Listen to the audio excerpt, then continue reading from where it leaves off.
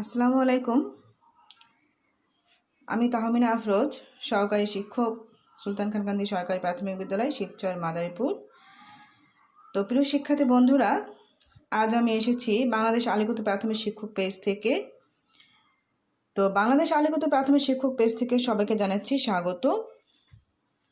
তো আমার শিক্ষার্থী বন্ধুরা, আমি তোমাদের জন্য পঞ্চম শ্রেণীর গণিত বিষয় নিয়ে এসেছি। তো আজ আমি চাচ্ছি যে তোমাদের তো সমাপনী পরীক্ষায় অথবা যে কোনো পরীক্ষায় তোমাদের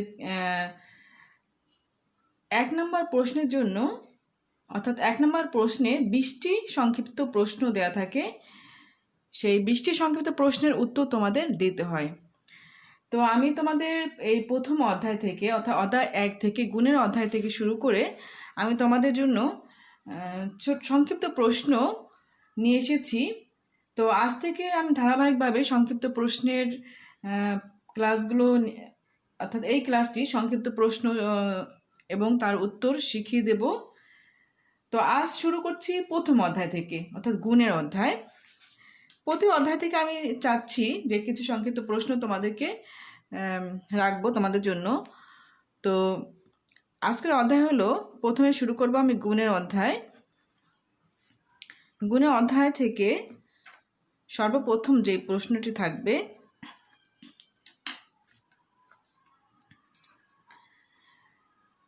আমরা জানি গুণের অধ্যায়ে একটি সূত্র আছে, তাই না? তোমরা সবাই জানো গুণের অধ্যায়ের সূত্রটি। গুণ্য গুণ গুণক সমান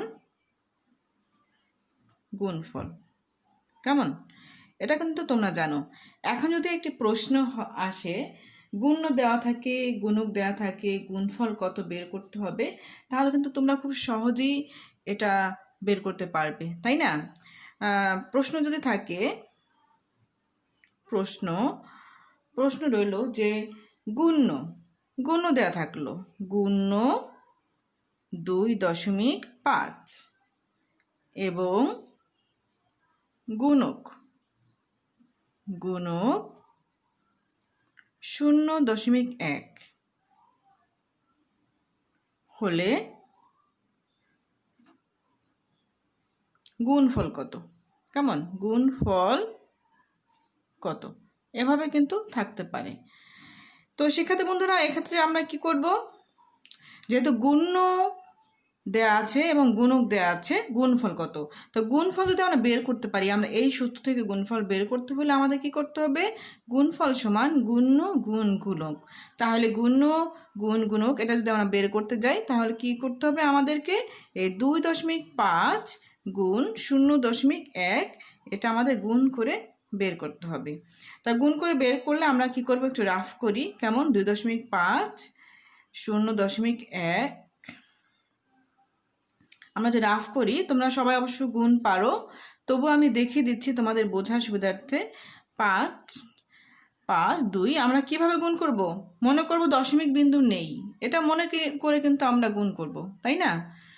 তাহলে আমরা দশমিক বিন্দু নেই মনে করে যদি আমরা গুণ করি, 1 দ্বারা গুণ করলে 5 একে 5, 2 একে 2, এক ঘরে এককের স্থানে 0 লিখে আমরা দশকের স্থানে 0 আছে, 0 দ্বারা গুণ করলে আমাদের কি হবে? 0 হয়ে যাচ্ছে। 5 2 যোগ করলাম। গুণের ক্ষেত্রে আমাদের কি করতে হবে? 1 ঘর 2 ঘর, অর্থাৎ গুণ্য এবং গুণক দুটি সংখ্যার দশমিক বিন্দু আমাদের হিসেব করতে হবে ডান দিক থেকে। ডান দিক থেকে 1 ঘর আগে, এখানেও ডান দিক থেকে 1 ঘর আগে দশমিক বিন্দু। তাই গুণের ক্ষেত্রে আমরা কি করব? 2 ঘর ধরবো, 1 ঘর 2 ঘর। তাহলে দশমিক বিন্দু হবে 1 2, 2 ঘর ডান দিক থেকে আগে। কেমন? তাহলে আমরা কত পেলাম? 0.25। আমরা কিন্তু একটি প্রশ্নের উত্তর আমরা পেয়ে গেলাম। এটা কিন্তু উত্তর, তাই না? তো এরকম আরও প্রশ্ন থাকতে পারে, যেমন যদি এরকম থাকে যে দুইটি সংখ্যার গুণফল দেয়া থাকবে এবং একটি সংখ্যা দেয়া থাকবে, অপর সংখ্যাটি কত? এটা কিন্তু আমরা সহজেই বুঝতে পারি। যেমন, তারপর আমি দেখে দিচ্ছি প্রশ্ন। তোমরা দেখতে পাচ্ছ শিক্ষার্থী বন্ধুরা? প্রশ্ন থাকলো দুইটি সংখ্যার গুণফল। যেহেতু আমি প্রথম অধ্যায় থেকে শুরু করেছি, অধ্যায়টা একটু সহজ, কেমন সহজ হলেও কিন্তু আমি সহজ থেকে শুরু করলাম। কেমন দুইটি সংখ্যার গুণফল ৯৮০০। একটি সংখ্যা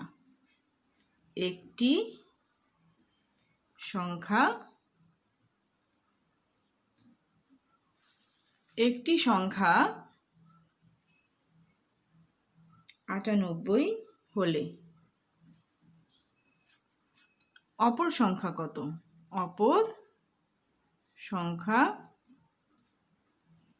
কত?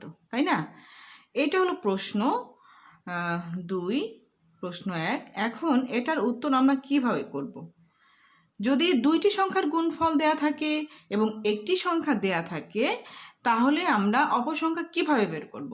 তো শিক্ষার্থী বন্ধুরা, দুইটি সংখ্যার গুণফল অর্থাৎ মনে করো এই যে একটি সংখ্যা গুণ এই একটি সংখ্যা, এই দুটো গুণ করে হয়েছে ৯৮০০ এবং একটি সংখ্যা ৯৮, অর্থাৎ এই সংখ্যাটা হলো ৯৮।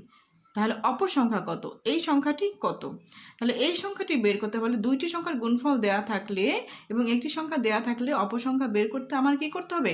ভাগ করতে হবে, তাই না? তাহলে ভাগ করতে হলে আমাকে কি করতে হবে? অপর সংখ্যা বের করতে হলে অপর সংখ্যা সমান হবে ৯৮০০ ভাগ এই ৯৮। কেমন? এটা আমরা ভাগ করে বের করব।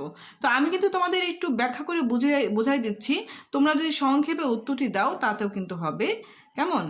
তো আমরা যদি ভাগ করি তাহলে একটু রাফ করি। ৯৮ দ্বারা ভাগ, এটা কিন্তু সহজ ভাগ, তোমরা যদিও পারো।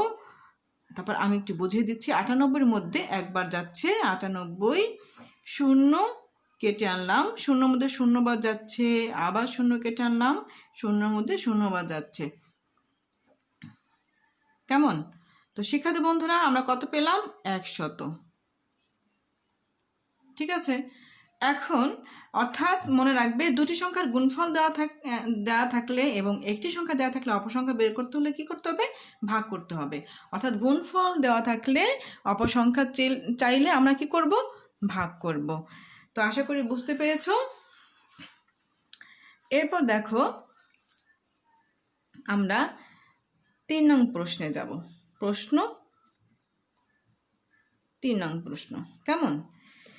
৩ নং প্রশ্নে আমরা যদি যাই, এখন আমি একটি সূত্র তোমাদের লিখে দিচ্ছি, আশা করি দেখতে পাচ্ছ। এখানে একটি প্রশ্ন হলো গুণফল ভাগ গুণ্য সমান কি? তো শিক্ষার্থী বন্ধুরা, আমরা কিন্তু প্রথমে এখানে একটা সূত্র পেয়েছি, গুণ্য গুণ গুণক সমান গুণফল। এখন এখানে বলা হয়েছে গুণফল ভাগ গুণ্য সমান কি? এখন গুণফল ভাগ গুণ্য সমান কি, এটা যদি আমরা বের করি, কিভাবে বের করব? গুণফল ভাগ গুণ্য সমান কি? এখানে গুণফল আছে, গুণ্য আছে। এই সূত্র থেকে দেখো, এখানে গুণফল আছে, গুণ্য আছে, কি নেই? গুণক নেই। অর্থাৎ আমরা কিন্তু উত্তরটা পেয়ে যাচ্ছি খুব সহজেই। এখানে গুণফল ভাগ গুণ্য সমান গুণক। আমরা উত্তর লিখে ফেললাম, গুণফল ভাগ গুণ্য সমান গুণক। কেমন? খুব সহজ না? খুব সহজ। তো যদি একটু অন্যভাবে আসে যে গুণ্য নির্ণয় সূত্রটি কি? গুণ্য নির্ণয় সূত্র কি? আমি আরেকটি প্রশ্ন লিখছি। প্রশ্ন হলো গুণ্য নির্ণয়ের সূত্র কি? কেমন? এই গুণ্য নির্ণয় সূত্রটা কি? এই গুণ্য নির্ণয় সূত্র অর্থাৎ গুণ্য সমান কত? কেমন? গুণ্য সমান কত? তাহলে আমরা গুণ্য সমান কি হবে? যদি গুণ্য গুণ গুণক সমান গুণফল হয় তাহলে গুণ্য সমান হবে গুণফল ভাগ গুণক। কেমন? অর্থাৎ এখানে গুণ্য সমান আমাদের গুণফলকে গুণক দ্বারা ভাগ করতে হবে, তাহলে আমরা কিন্তু গুণ্য সমান গুণফল ভাগ গুণক পেয়ে গেলাম। তো শিক্ষার্থী বন্ধুরা, আশা করি এখান থেকে আরও অনেক ধরনের প্রশ্ন আসতে পারে, তো এই ধরনের প্রশ্ন তোমরা বুঝতে পারবে। আমি এখন ভাগের অধ্যায়ে চলে যাব। কেমন? ভাগের অধ্যায়, ভাগ। তো ভাগের অধ্যায় থেকে কি কি আসতে পারে? ভাগের অধ্যায়ের কিছু সূত্র আছে, আমি আশা করি তোমরা জানো, সূত্রগুলো পড়ে এসেছো। তারপরেও আমি কিছু সূত্র লিখব। কেমন? যে সূত্রগুলো তোমাদের জানা খুব জরুরি, একটু জেনে নাও। তোমরা তো অবশ্যই জানো ভাগের অধ্যায়ে আমরা কি কি নাম জানি। এর মধ্যে যে সংখ্যা থাকে এটার নাম হলো ভাজ্য, আর এটার নাম ভাজক, এটা ভাগফল, আর এই যে শেষে যেটা থাকে সেটা হলো ভাগশেষ। এইগুলো কিন্তু একটি অপরটির সাথে ওতপ্রোতভাবে জড়িত। তো আমি একটু উদাহরণ দিচ্ছি, একটু উদাহরণ দিয়ে বুঝিয়ে দিচ্ছি। যদি মনে করো ভাজক হয় 2, ভাজ্য হয় 11, তাহলে আমরা ভাজ্যকে 2 দ্বারা ভাগ করলে আমরা ভাগ কিভাবে করব? এই ভাগটা কিন্তু আমরা দেখো 5 দুগুণে 10, 5 বাজাচ্ছে, তাহলে এখানে কত রইল? 1 রইল। এই হলো ভাগটি। তাহলে এই 2 হলো ভাজক, 5 হলো ভাগফল, 11 ভাজ্য, আর এই যে 1 এটা হলো ভাগশেষ, তাই না? এই যে ভাজ্য, ভাজক, ভাগফল, ভাগশেষ এগুলো মিলে কিছু সূত্র আছে। তো এই সূত্রগুলো আমি তোমাদেরকে একটু বুঝিয়ে দিচ্ছি যে এই ভাজ্যটা আমরা কিভাবে পাবো। কেমন? আমাদের এই ভাগে কিন্তু ভাগশেষ আছে, কিছু কিছু ভাগে কিন্তু ভাগশেষ থাকে না। দেখো তো, আমি যদি 2 দ্বারা 10কে ভাগ দিই, 5 দুগুণে 10, 0 হলো ভাগশেষ। ভাগশেষ হলো 0, এই ক্ষেত্রে ভাগশেষ 0, অর্থাৎ এটা নিঃশেষে বিভাজ্য, এটা নিঃশেষে বিভাজ্য নয়। তো আমরা সহজভাবে যদি সূত্র বলি, যে এই যে ভাজ্য লিখলাম, একটি সূত্র হলো ভাজ্য সমান কত? তাহলে আমরা সূত্রটা লিখতে পারি, ভাজ্য সমান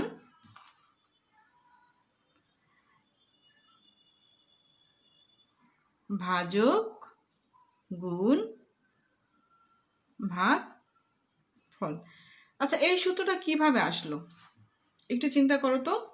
আমি বললাম ভাজ্য সমান ভাজক গুণ ভাগফল, এই যে ভাগ করেছি এটার দিকে একটু তাকাও, এখানে এই যে 10, আমি যদি ভাজক 2 গুণ ভাগফল 5 লিখি, তাহলে কত হবে? 5 দুগুণে 10। এই 10টা কি? ভাজ্য, 10টা ভাজ্য। তাহলে এই যে 10 এটা হলো ভাজ্য, অর্থাৎ ভাজক গুণ ভাগফল সমান ভাজ্য, অথবা ভাজ্য সমান ভাজক গুণ ভাগফল। এভাবে আমরা কিন্তু সূত্র পেলাম। কিন্তু শিক্ষার্থী বন্ধুরা, যখন আমরা এই ভাগটার দিকে তাকাবো, এটা নিঃশেষে বিভাজ্যর ক্ষেত্রে, আর যদি নিঃশেষে বিভাজ্য না হয়, এখানে ভাগশেষ থেকে যায়, তখন কি করতে হবে? তখন ভাজ্য সমান কত হবে? তখন ভাজ্য সমান হলো ভাজক গুণ ভাগফল যোগ ভাগশেষ। এখন বলতে পারো যেটা কিভাবে হলো, আমি বুঝিয়ে দিচ্ছি। এটা হলো এভাবে যে যদি ভাজক, এই ক্ষেত্রে দেখো ভাজক আছে কত? 2, লিখলাম 2 গুণ ভাগফল আছে 5, লিখলাম। এখন ব্র্যাকেট দিলাম, যোগ দিলাম ভাগশেষ 1। কত পাচ্ছি? 5 দুগুণে 10 যোগ 1 সমান 11। এই ক্ষেত্রে কিন্তু আমরা 5 দুগুণে 10, 11, এই যে 11, এই 11টা কি ভাজ্য, অর্থাৎ এই যে ভাজ্য, এই ভাজ্যর 11 আমরা কিভাবে পেলাম? ভাজক গুণ ভাগফল যোগ ভাগশেষ। আশা করি বুঝতে পেরেছ। অর্থাৎ ভাজ্য নির্ণয়ের আমরা কি দুটি সূত্র পেলাম। তো এভাবে আমরা আরও অনেক সূত্র আছে। এটা একটি হলো নিঃশেষী বিভাজ্যের ক্ষেত্রে, অন্যটি হলো নিঃশেষী বিভাজ্য না হলে। যখন নিঃশেষী বিভাজ্য না হবে তখন কিন্তু ভাগশেষ থাকবে, অর্থাৎ যোগ ভাগশেষ হবে। তো শিক্ষার্থী বন্ধুরা, আমি একটি সমস্যা দেই, একটি প্রশ্ন লিখি এখানে, সংক্ষিপ্ত প্রশ্ন। সেটা হলো,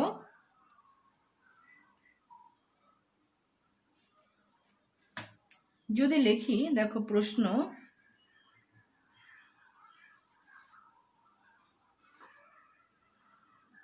দেখা যাচ্ছে আমার শিক্ষার্থী বন্ধুরা?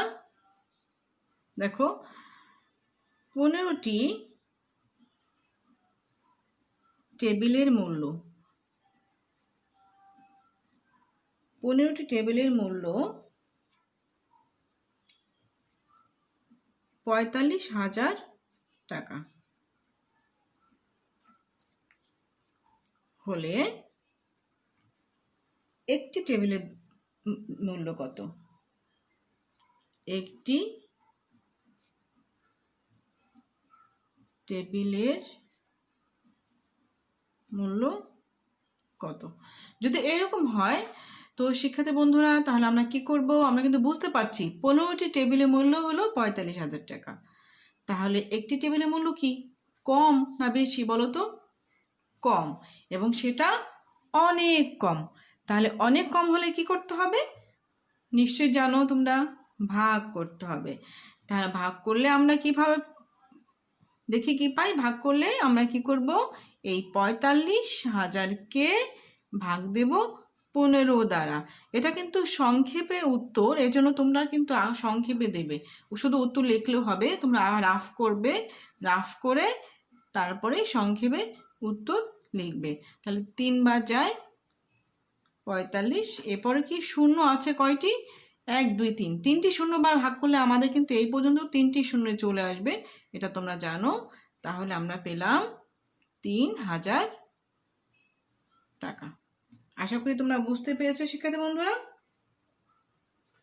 আচ্ছা, এভাবে কিন্তু তোমরা অন্যান্য ভাগের যেই নিয়মগুলো, ভাগের নিয়ম ব্যবহার করে আরও সমস্যার সমাধান করতে পারবে, একই সমস্যা। তো আমি তোমাদের আরেকটি ভাগ দিচ্ছি, এই ভাগটি তোমরা কিভাবে করবে মনে আছে কিনা তোমাদের? দেখি, প্রশ্ন হলো, যদি আমি ভাগ দেই 92,600 ভাগ 100 সমান কত? এই ভাগটি তোমরা কিভাবে করবে বলো তো? হ্যাঁ শিক্ষার্থী বন্ধুরা, এই ভাগটি কিন্তু তোমরা সহজ পদ্ধতিতে করে উত্তর লিখে দিলেই হয়ে যাবে। সহজ পদ্ধতিতে করলে এখানে দুটি শূন্য আছে, অর্থাৎ ভাজ্য ভাগ ভাজক, এই ভাজকে যখন দুইটি শূন্য থাকবে, অর্থাৎ 100, 1000, 10,000 এভাবে থাকবে, তখন আমরা কি করব মনে আছে তো? তখন আমরা এই 2 শূন্যর জন্য আমরা এখান থেকেও 2 শূন্য, অর্থাৎ ডান দিক থেকে 2 ঘর আগে দশমিক বিন্দু দেব, দশমিক বিন্দু, অথবা এই 2 শূন্য 2 শূন্য কাটা। তাহলে এখানে কিন্তু 926 হচ্ছে। কি একদম সহজ না?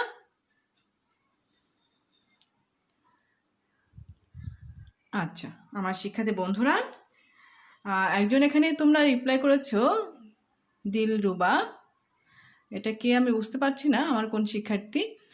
3,000 ধন্যবাদ। গুণক ধন্যবাদ। শিক্ষক দেখতে পাচ্ছি না, দুঃখিত, আমি আছি, সমস্যা নেই। তো ঠিক আছে, আমরা ভাগের অধ্যায় থেকে কিন্তু আমরা কিছুটা ধারণা পেলাম। তো এবার আমি তোমাদের চলে যাব অধ্যায় 3-এ 4 প্রক্রিয়া সম্পর্কিত সমস্যাগুলিতে। কেমন? অধ্যায় 3 হলো 4 প্রক্রিয়া সম্পর্কিত সমস্যাবলী। 4 প্রক্রিয়া সম্পর্কিত সমস্যাবলী। তো শিক্ষার্থী বন্ধুরা, এখান থেকে চার পরীক্ষা সম্পর্কিত সমস্যা বলি, এটাও তোমরা তো বই শেষ করে ফেলেছো প্রায়, হয়তো কিছু বাকি থাকতে পারে, কিন্তু এই চার প্রকার সম্পর্কিত সমস্যা বলি বলতে তোমরা কি বোঝো? অর্থাৎ চারটি প্রক্রিয়া আছে আমাদের। কি কি আছে বলো তো? যোগ, বিয়োগ, গুণ, ভাগ। এই যে চারটি প্রক্রিয়া, এই চারটি প্রক্রিয়া ব্যবহার করে যেই গাণিতিক সমস্যাগুলো সমাধান করা হয় সেটাই হলো চার প্রক্রিয়া সম্পর্কিত সমস্যা বলি। কেমন? এই চার প্রক্রিয়ায় আমার যোগ, বিয়োগ, গুণ, ভাগ চারটি প্রক্রিয়ায় থাকতে পারে। তো শিক্ষার্থী বন্ধুরা, এখান থেকে আমি তোমাদের একটি প্রশ্ন দিচ্ছি, দেখি তোমরা পারো কিনা। অবশ্যই পারবে। যদি একটি প্রশ্ন হয়, যেমন বলি, চারটি কলমের মূল্য 80 টাকা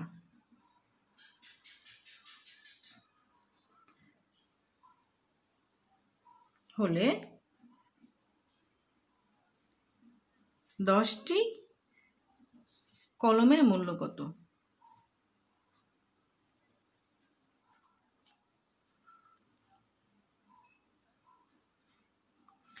তো শিক্ষার্থী বন্ধুরা, চার পরীক্ষা সম্পর্কিত সমস্যাবলীর মধ্যে একটি সমস্যা আছে, সেটা হলো ঐকিক নিয়ম। তোমাদের এই অধ্যায় কিন্তু একটা বিষয় আছে ঐকিক নিয়ম, আর এই যে সমস্যাটা দিলাম এটাও কিন্তু ঐকিক নিয়মের একটি সমস্যা।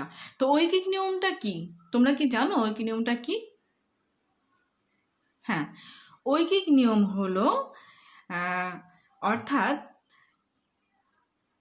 প্রথমে কি করতে হবে? একটি দাম বের করতে হবে।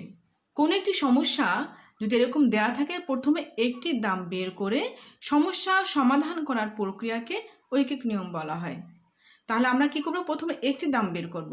এটা কিন্তু ঐকিক নিয়মের একটি সমস্যা, যে চারটি কলমের মূল্য 80 টাকা হলে 10টি কলমের মূল্য কত?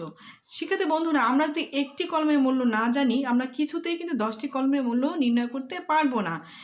সেজন্য আমাদের প্রথমে কি করতে হবে? একটি কলমের মূল্য বের করতে হবে, তারপরে আমরা 10টি কলমের মূল্য বের করব। তো এক্ষেত্রে আমাদের কি করতে হবে? উত্তর বা সমাধান যেটা বলো, যেহেতু আমরা সংক্ষিপ্ত প্রশ্ন, আমরা উত্তর লিখব। তো আমি সমাধান করে তোমাদের বুঝিয়ে দিচ্ছি উত্তরটা কি হবে। যেমন চারটি কলমের মূল্য, চারটি কলমের মূল্য কত? 80 টাকা। এখন আমাদের কি করতে হবে? একটি কলমের মূল্য বের করতে হবে, তাই না? তো একটি কলমের মূল্য হলো কত? 80 ভাগ 4। কেন ভাগ হবে? কারণ চারটি কলমের মূল্য থেকে একটি কলমের মূল্য কি 4 ভাগের 1 ভাগ হবে। অর্থাৎ একটি কলমের মূল্য 4 ভাগের একটি হবে, অর্থাৎ অনেক কম হবে। কেমন? অনেক কম হলে ভাগ হবে। তা আমরা একটু ভাগ করে নামিয়ে নিচ্ছি, কত হচ্ছে? 20 হচ্ছে, তাই না? 20 টাকা। তো সুতরাং এখানে কতটি কলম? 10টি। 10টি কলমের মূল্য হবে 20 গুণন 10। তাহলে আমরা গুণ করলে কি পাচ্ছি? 200, 200 টাকা। তো এখানে দিলরুবা নামে যে আইডিটা, সে আমাকে উত্তর পাঠিয়ে দিয়েছে 200। অনেক অনেক ধন্যবাদ, আমার আগেই করে ফেলেছে, এর জন্য অনেক ধন্যবাদ আমার সাথে থাকার জন্য। তো এটা হলো ঐকিক নিয়ম। চারটি কলমের মূল্য 80 টাকা, একটি কলমের মূল্য বের করে আমরা 10টি কলমের মূল্য বের করলাম, এটাই হলো ঐকিক নিয়ম। তো আমরা কিন্তু এটা দেখানো না দেখালেও চলবে। তোমরা যখন উত্তর লিখবা, এই উত্তর লেখে তোমরা কি করবা? 200 টাকা লিখলে হয়ে যাবে। এটা রাফ করতে পারবে। সংক্ষেপে রাফ করার নিয়ম বুঝো? আমি তোমাদের একটু সংক্ষেপে যখন এটা সংক্ষিপ্ত প্রশ্ন, তোমরা কি করবে? যেমন এই যে দিলরুমা আমার আগে করে ফেলেছে, আমি একটু বুঝিয়ে দিচ্ছি আরেকটু। আমি কি করব জানো? আমি এখানে এত লেখা লিখব না, আমি মনে মনে ভাববো যে চারটি কলমের মূল্য হলো 80 টাকা, তো একটি কলমের মূল্য হবে 80 ভাগ 4, আমরা 20 পাচ্ছি।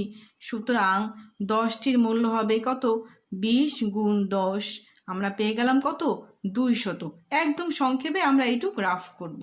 এইটুক গ্রাফ করলে কিন্তু আমরা উত্তরটা পেয়ে গেলাম। কেমন? উত্তরটা পেয়ে গেছি। এর জন্য এটা কিন্তু আসলে আমাদের নিয়ম অনুযায়ী করে বুঝিয়ে দিয়েছি, কিন্তু এই নিয়ম অনুযায়ী আমরা করব যখন বড় সমস্যার সমাধান করব। যখন আমরা সংক্ষেপে উত্তর দেব 1 নং প্রশ্নে, তখন আমরা এইটুকু কী করব, রাফ করে উত্তরটা লিখে দেব। তাহলে কিন্তু আমরা খুব অল্প সময় পারবো। কেমন?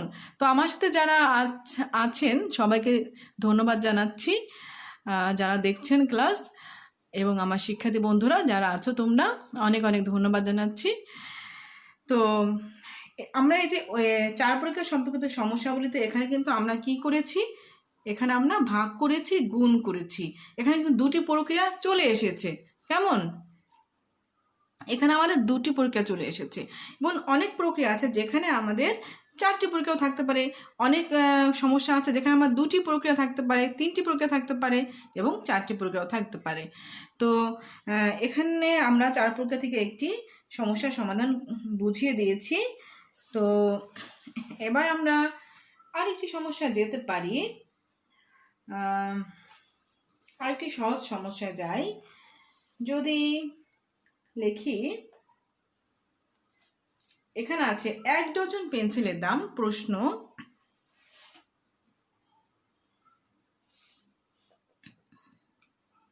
যে 1 ডজন মানে কি? 12টি, তাই না? 1 ডজন পেন্সিলের দাম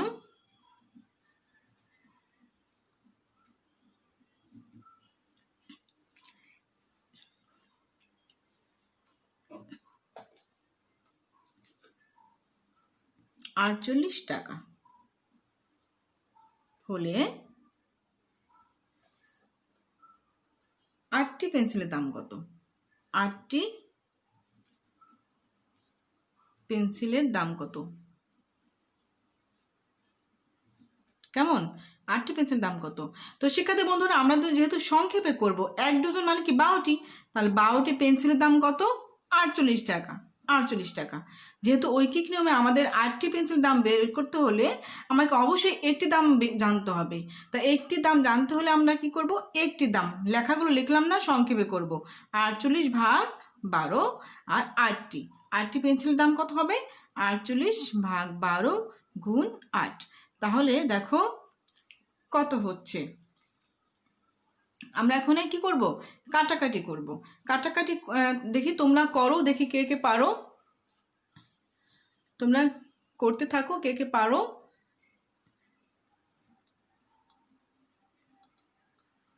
আচ্ছা, আমি দেখি। এই দেখো, যখন আমরা 12 দিয়ে 48কে ভাগ দেব, 12কে 12 4 বার যাচ্ছে, কিন্তু 4 12 48, 4 দুগুণে 8, 4 একে 4। অথবা তোমরা আরও ছোট করে করতে পারো। যদি তোমরা এটা পারার কথা, 12 গুণের নামটা তোমরা কিন্তু পারো, পঞ্চম শ্রেণীতে যারা পড়ো। 4 12 48 হয়ে গেল। এখানে থাকছে কত? 4 এবং 8, 4 8 32। তাহলে কত হচ্ছে? 8টি পেন্সিলের দাম 32। তাহলে আমরা কি করব, উত্তর লিখব 32 টাকা সংক্ষেপে। আশা করি তোমরা বুঝতে পেরেছো আমার শিক্ষার্থী বন্ধুরা। এই তো দিলরুবা লিখেছে 32। আমি এভাবেই করি। অনেক অনেক ধন্যবাদ। এভাবেই করতে হবে, অল্প সময়ের জন্য আমরা এভাবেই করব। তো শিক্ষার্থী বন্ধুরা, আমি আজ কিন্তু 3টি অধ্যায় থেকে ধারণা দিলাম। একটা হলো গুণ, ভাগ এবং 4 প্রক্রিয়া সম্পর্কিত সমস্যাবলী। এই 3টি অধ্যায় থেকে আজ তোমাদের শেখালাম। তো আগামী ক্লাসে আমরা অধ্যায় 4 থেকে শেখাবো এভাবেই সংক্ষেপে প্রশ্নের উত্তর কিভাবে দিতে হয় এই বিষয়ে। তো শিক্ষার্থী বন্ধুরা, সবাই আমার সাথে থাকবে সেই আশায় রইলাম। সবাই ভালো থেকো। সবাইকে অনেক অনেক ধন্যবাদ। আল্লাহ হাফেজ।